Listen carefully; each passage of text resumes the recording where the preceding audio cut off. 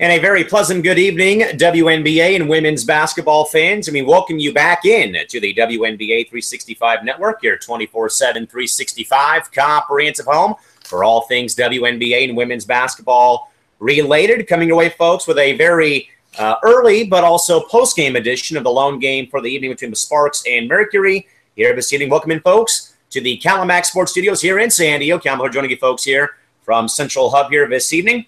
Again, just to recap the one game and, of course, get to some of the important notes for the show and also give you a preview of the Friday action while also giving you a thorough breakdown of tonight's game between the Sparks and Phoenix Mercury. As usual, folks, Facebook, Twitter, live chat box normally or as normal is open for you folks over on Facebook.com/WNBA365 or find us on Twitter at WNBA365 or at Calamac3 with the hashtag WNBA365 or, of course, send in your questions, comments, or concerns. We'll get to plenty of those when we get a chance and get a break in the action. Also want to, of course, quickly give a big shout-out as well to our good pal Ari Shorts and his crew from WNBA Insider who went live on Periscope during the back half of the game tonight. We were able to share the link with you folks, or at least share the broadcast of Ari and the crew to share their broadcast anyway. And again, as we said, we're working on getting Ari and perhaps the whole crew from WNBA Insider in on our next program, probably on Monday or Tuesday next week. With that, folks, let's get into the more important business and talk some hoops tonight. Again, one game tonight, lone game on the schedule. And again, coming away here immediately following the conclusion of the game tonight, the Sparks and Mercury hook up for the third and final time this season. And it's Los Angeles sweeping Phoenix tonight. They win in Phoenix tonight, 82-67. And I think, folks, this game is all about Odyssey Sims tonight, folks. 28 points for Sims in LA's victory. Neko Gumake throws in 21. Brittany Griner, team high 18 for Phoenix, and Emma Cannon chips in 11. The Mercury playing without Dinah Taurasi tonight now fall to below 500 both at home and also on their overall record. And a very interesting stat, folks, thrown up by Richard Cohen on Twitter. Phoenix in the last 3 games played are a combined -79 in plus-minus efficiency. So obviously, things for Phoenix have certainly hit a brick wall as of late in these past couple games we've seen from this team.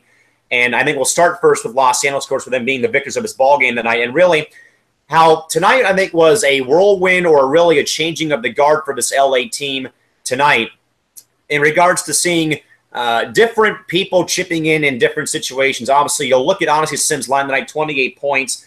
And not only, I think, was it the points as well, but some of the intangibles, you know, either getting in the face of Brittany Griner, not being afraid of Griner going inside, making her runs and penetrating towards the basket. A couple of steals from Sims as well, taking a couple of balls away from Griner. So tonight was really, I think more so was somewhat of, you know, seeing some players for Los Angeles maybe have a couple of rough nights scoring, but that other people stepped up to the plate and tonight hit a grand slam. And again, that's Odyssey Sims again, 28 points for Sims tonight. And really, I think this game really was turned over or, you know, went head on heels for the defensive mentality that LA brought to the table tonight, showing you why they're number 1 in the entire league in steals so far. A couple of notes for you folks, too, in regards to turnovers, 20-8, and for steals, 13-3. Phoenix with 20 turnovers in this game, and the Sparks had 13 steals on the offensive front. So really today, LA really turning up or turning on the defensive lockdown, defensive mentality that I think that we've seen them lack in the second half of play and also lack during the course of games and stretches.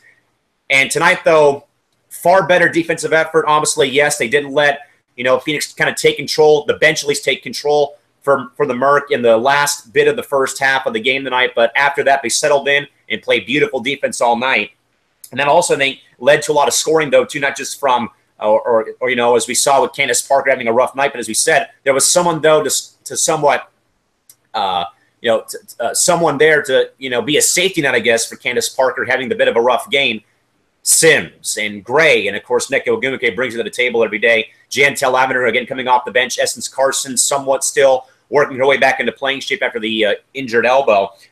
But I think, though, that I don't know if you can really overlook or say enough good things about how well Odyssey Sims specifically played in this game for Los Angeles. And again, 28 points, but also was just a defensive pest and thorn in the side, along with Elena Beard this evening as well for Los Angeles. And again, again, that turnover, again, the turnovers, again, 20 Mercury turnovers to just 8 for Los Angeles. Again, getting in passing lanes, blocking shots, again, getting extended and reaching in and slapping the ball out of the hands of players, or again, taking away high-low plays. So really, I think tonight was more not just for scoring for LA, but also, again, more and far better defensive play calling, and also just far better defense on many levels and fronts for Los Angeles tonight. All right, a couple of comments, but first comment from a new viewer, looks like, from Janice Castleberry. Janice, thanks for writing in. She said, they said, why did PHX rest Diana when they're still fighting for a playoff spot this evening? Janice, at least this was a very late announcement by the Mercury Public Relations Department. Again, they gave Diana tonight off to rest because I think they're more so looking ahead, or somewhat what, again, if you were with us maybe last night, we talked about, again, how Los Angeles was trying not to overlook this game for their matchup on Sunday. But at least the Mercs case, they overlooked this game because they know that right now they would play Seattle, who's right behind them and on their heels in the playoff mix. So they're saving D for that game on Sunday in Seattle. That's why she did not play this evening. And, of course, our good buddy Todd Mintz says, in regard to the night's game, simple, Sparks won this with defense. And again, team, that's what I just pretty much, banged home, hit off the driving range, hit over the wall.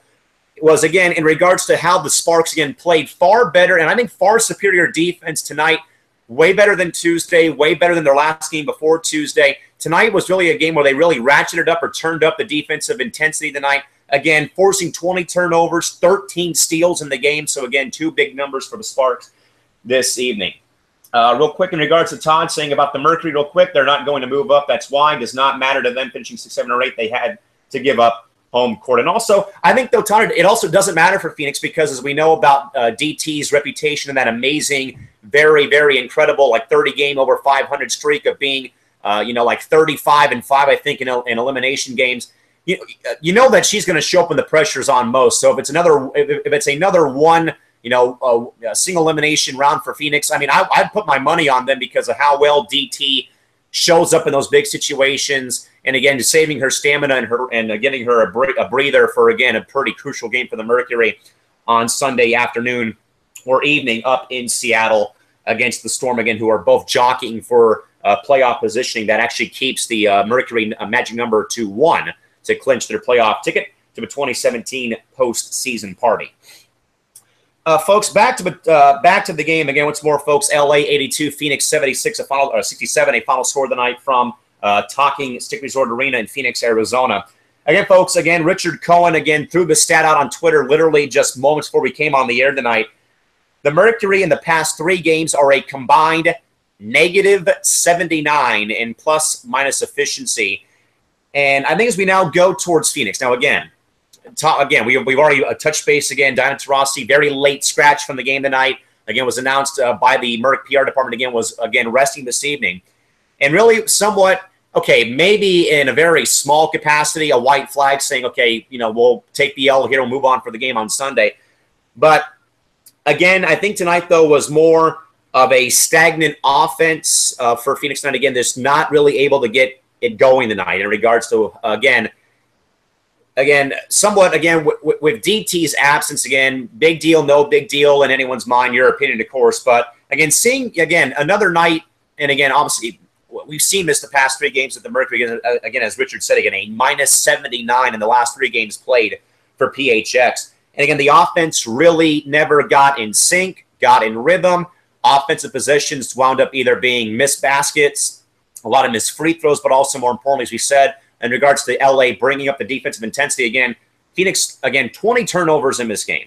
That absolutely cannot happen any level of hoops. And also they let LA steal the ball 13 times. And really, I think things just came unglued, I think, more so in the first half. I know that Phoenix had that 2-point lead after the first quarter when the bench came in and did wonders for the Merc late in the first quarter of the game tonight. But, either, players jumping the passing routes or getting hands in there, with the ball being exposed on open dribbles or unforced passes or mental mistakes inside or what have you. Again, that's what I think really did Phoenix in tonight. not just the 20 turnovers, but 13 steals, or how LA played defense, or again, having LA just go off tonight from the offensive field or on the offensive end. But again, also, again, just lacking in the defensive front. But along with the fact is, again, perhaps I know that Diana has struggled as much as this whole team has struggled the past 3 games, again, with that very horrible negative 79 plus-minus efficiency.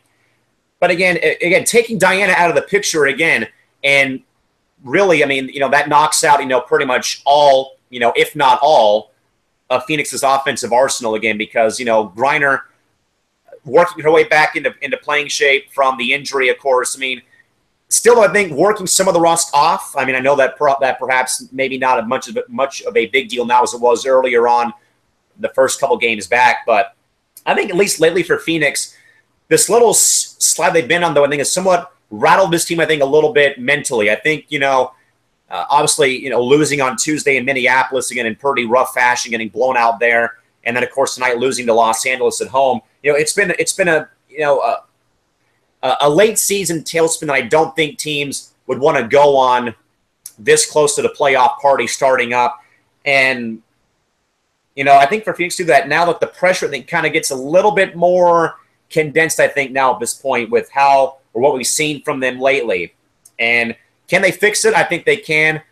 And obviously, and I think as well, of course, that this, I think, as well was a minor thing for the Mercury, again, somewhat overlooking tonight's game and looking forward to that more important matchup again on Sunday in regards to their upcoming matchup with the Storm for playoff positioning coming up over the weekend. But again, Sparks 82, Mercury 67, a final score in Los Angeles sweeps Phoenix this year in their 3 regular season matchups. And for LA, as much as it's been about them playing Minnesota, I think for LA this is somewhat a sweet satisfaction, though, because the Mercury have been there outside of Minnesota maybe, but the Mercury the past 3 or 4 seasons, they have been, they've been LA's thorn in the side. You look back to 2013 at least, when the Sparks, of course, lose at the final horn on Griner's turnaround jump shot over Candace Parker. 2014, the Mercury sweep Los Angeles in that amazing run to the WNBA Finals. The Sparks nearly take Game 1 in Phoenix, but of course fall short and then get plastered in Game 2 to lose the opening round series. 2015 as well. Another somewhat of a rough season for LA playing them, and then last year, somewhat things turning the corner a bit, and then of course this year LA sweeps them to knock them off of their to take the series from their longtime rivals. Again, LA 82 and Phoenix 67. Final score of the night in the WNBA. In regards, again, folks, back to Odyssey Sims again, probably her hallmark game of the season, perhaps for Odyssey, in 28 points. And really, tonight was really, a whole nother player basically on a whole nother planet. Again, just seeing early in this game, at least, seeing the first half, seeing the, and for the most part, the whole game for that matter, but more so seeing the first half before coming in studio here to getting work done for the show, was, Odyssey, Sims was just not afraid to go in attack inside and go against Brittany Griner. I mean, even swiping the ball away from Griner early in the first quarter. I mean, blowing by BG, getting a foul and getting an and one to put LA back up by 4 early in the first quarter. And really, tonight was probably, as I said, probably one of her best games played so far this season. Really, I think it's somewhat found her groove and rhythm since being put in the starting lineup in the wake of the absence of Essence Carson again, who, as we know, has been battling that right elbow strain. But Sims tonight, I think, just put on a show, really balled out today. And also, I mean, Chelsea Gray as well, again, who really, I think, this year, as we look back at it for Gray's case at least, really kind of put herself on the map in Phoenix the first game of the year, where she really took over late in the second half and of course, gave LA that victory over the Merc earlier this season, and really has solidified herself, along with Sims, in the starting 5 lately, of course, either with injury problems or just how well. And when players get hot, I mean, if it ain't broke, don't fix it. And so I think that Brian Agler's done a good job of keeping Odyssey and keeping this starting 5 for Los Angeles intact recently. Yeah, eventually once Carson gets healthy, back up to speed with the elbow, getting back to full strength, she'll probably get back in the lineup mix. But at the same time, though, if you're Brian Agler, though, and you've seen how great that the starting 5 is played between Gray and Sims and NECA and Candace and Chelsea Gray and all the other components here, do you probably stay with the five that you've been rolling out there, Or do you probably move someone out of the lineup for maybe a game, maybe later in the season, once you probably have your spot locked up? I mean, I know that LA has that berth clinch. It's a matter, though, if it's going to be 1, 2, 3, what have you, or wherever they do finish. But, do you keep what you got going right, or do you go back to what worked for you earlier in the season? Now, in my case, in a perfect world, maybe Agler, in a perfect world, probably stays with what's worked recently between Sims and Gray, NECA, Candace, and AB in the 5. But maybe you probably at least one game, probably maybe last game of the year, maybe second to last game of the year, maybe go back to your original starting 5 and bring Essence back in the lineup equation. I mean, a lot of options for Brian Agler going down the stretch. We'll see what does happen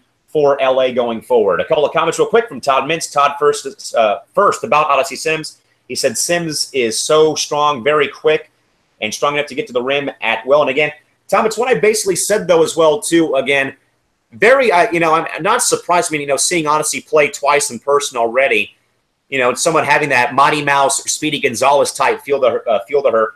But, she is, I think she's gotten stronger, I think, even after her time in Dow, she's gotten stronger. I think also is maturing very well, too, as a player, which also I think helps out and does wonders. But also, tonight, Todd, I think sometimes, especially for a young kid or a young player like Sims, of course, third, fourth year out of, third or fourth year. And I think sometimes and I think this goes for any level of basketball too, is when you're playing or going against a very intimidating presence, either, 6'8", 6'10", what have you, that sometimes it can be a little bit intimidating at first to go through. But tonight, Todd, I think I would probably agree with you or would agree with you. Sims showed no fear, no nothing about facing Brittany Griner. I mean, like I said, swipe, a couple of steals against Griner early in the game, and again, forcing a couple of and ones on BG. So again, not afraid. And hey, you need to have that mentality when you go up against Griner or against any of these other very tall and very, towering and very intimidating centers. I mean, don't be afraid. Go in there and do your work, and go and eat when you go work inside. Going back to Todd quick, he says Chelsea Gray may have been the most consistent performer LA's had all year, as great as NECA and Candace has been. From game 1 to now, Gray has been rock solid. And also, Todd, I'll throw this out to you and also everyone else. Chelsea Gray equals most improved player, I think, in the WNBA, along with Elena Beard going for Defensive Player of the Year as well for Los Angeles. And I think, Todd, I think that with Gray, and again, I've said this countless time, but again, this is the very rare time in sports that a trade has worked out for both parties involved. I said this last night, said this during earlier on in the season, said this on draft day a couple of years during last season. But again, seeing Gray and Jonquil Jones swap spots, go to Connecticut and go to Los Angeles, it's worked out for both parties involved in Chelsea Gray, who I think more so put her name on the map back in the finals last year, but also more so this year again, has been rock solid, been consistent, really has been a hard-nosed player going out there and playing through either bloody noses, bruises to the face or what have you, really, has taken a beating, but has been, I think it's been, as much as we always talked about the Parker and Agumake and Lavender Big Three tandem, back in 2013 until recently, now I think more so it's become a three-headed monster now of Parker, NECA, but Chelsea Gray now I think is somewhat becoming the new, LA Big Three 2.0 maybe, I think, amongst of how well Gray's played. And, of course, the consistency, too, of Parker and Agumake. And having Chelsea Gray supplement those three, or those two, has done wonders. And, again, I think that this is also a reason or a thing that I think other teams need to model after in regards to, having, your star players do great, but as I've said plenty of times about New York, folks can somewhat comparing, apples to apples here, about how we all wonder and always talk about, well, when is someone going to help out Tina Charles?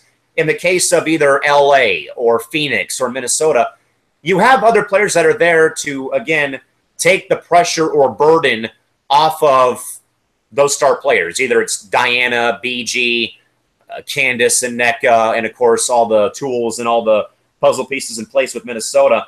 But that, I think, is also what separates the elite teams and the elite teams from the good teams, the average teams, and, of course, the teams that are, going to be back in the mix in 2018 right now is again, scoring and also production behind the starters or behind the star players lately has also helped out and done wonders for LA as well.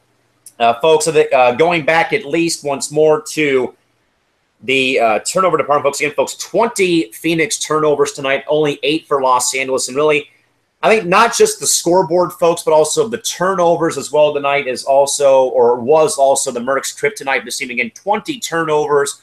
I don't know how many games you're going to win, high school, college, pro, when you turn the ball over 20 or more times in a ball game. I mean, obviously, we saw how LA was pressing, I think, more so. And I think, though, a little bit, maybe I'm wrong here perhaps, but I think that LA probably carried a little bit of that defensive mentality from the game on Tuesday, and they forced the Stars into 11 first-half turnovers on Tuesday night and brought that to Phoenix on Thursday or this evening. And they forced the Merc into at least 8, 9, maybe even 10 turnovers in the first half, and that really just set the tone and pace for how this game was going to be played out. Again, the Mercury just, shooting themselves in the foot, either with, either the bad passes or Elena Beard or Odyssey Sims diving on the floor and, getting hands in there and stripping the ball free, the jump balls or balls going out of play, bad passes, so just a lot. I think turnovers were probably maybe the big talking point for the Merc tonight. I mean, okay, DT sitting out, not even close. I mean, at this point, that's not even a big factor at this point for Phoenix. I mean, I said it was probably a big deal, no big deal. In my case, no big deal because, you have to rely on other people to supplement and help out the cause. But again, 20 turnovers, though, for Phoenix, not the best nights for the Merc on the offensive front.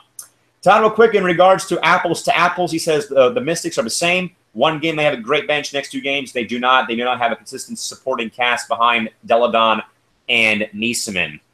And I think probably the more disappointing player on that roster, Todd, I think by far, and I think she'd even agree, is Chrissy Tolliver. I think that Tolliver, who was a lethal weapon for her time in Los Angeles, and again, going to the Mystics in the offseason. And really, I think by her standards and probably by a lot of the fans, probably a season for her to flat out forget. I mean, it's just been that kind of a year for KT. But also, along with the Libs and also the Mystics also kind of fit that equation, too, of, again, not having a solid production behind their few of their stars, so definitely would agree with the Mystics as well. Bit of a rough go with Deladon and Niesemann not really having any production behind them. So again, folks, 20 turnovers for Phoenix, and then also LA. As much as we have talked about, forcing turnovers, but also 13 steals for the Sparks in this ball game tonight. Again, we talk a lot about either Sims getting in passing lanes, Beard getting in passing lanes, Agumake getting in passing lanes. Just a night, though, that I think that from opening tip to final horn, game was fully dominated by Los Angeles. And really, Phoenix, minus the first quarter, really never got themselves going. And again, as I brought up with the turnovers, with the steals by the Sparks, and again, the Merc with those 20 turnovers, but also the Merc never, as mentioned, getting themselves an offensive formation or offensive rhythm. And also as well, the free throw shooting tonight, too, it looked like was just really bad for Phoenix as well. I mean, they got to the line plenty of times, but also not converting on those free throws. Obviously, Mo Curry missing a pretty early but pretty big free throw on a defensive 3 seconds called on Los Angeles early in the game. A lot of players going 1 of 2 or missing both free throws. So I think by all means, it's probably a game that the Mercury, as we've already said plenty of times, would say, okay, D sitting out, so we'll take this game off. And again, the Merc have have a massive and huge game coming up on Sunday night in Seattle. But again, Los Angeles wins 82-67 over the longtime rival Phoenix Mercury tonight from Talking Stick Resort Arena in Phoenix, Arizona. Folks, a couple of show notes for you folks real quick. Our last shows before our hiatus period begins on Friday next week will be on Monday and Tuesday of next week. Both shows are scheduled for 8 o'clock Pacific time. Tuesday's show could be moved back a bit due to games that will be going on Tuesday. We'll have more about that when we do have a chance. And as we mentioned again, folks, we will, of course, again, try our best to bring Ari Schwartz of Wnba Insider, maybe his whole crew and gang probably, on the show either on Monday or Tuesday. But again, folks, once more, again, we will be starting our hiatus period again starting on Friday. But when that does happen, folks, we will have more and more of our social streams starting up on the first.